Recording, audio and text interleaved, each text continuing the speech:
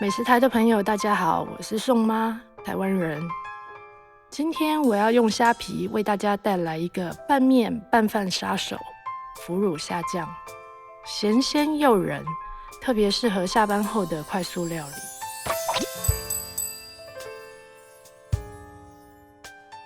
首先，我们来做油葱酥，将剥去外皮的红葱头洗净切细片，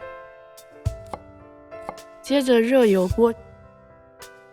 做油葱酥，我们通常用猪油，这样味道更香。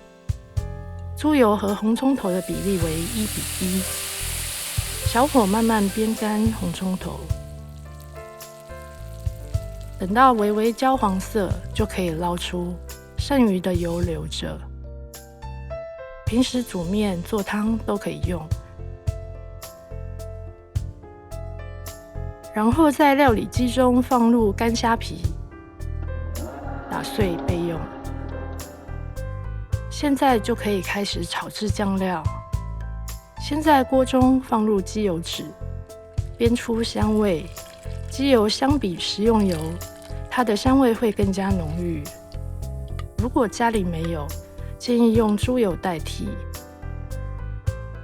油脂煸出后，下虾皮碎，翻炒。接着加白腐乳、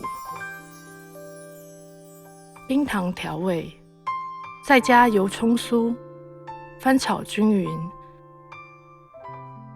高汤或清水，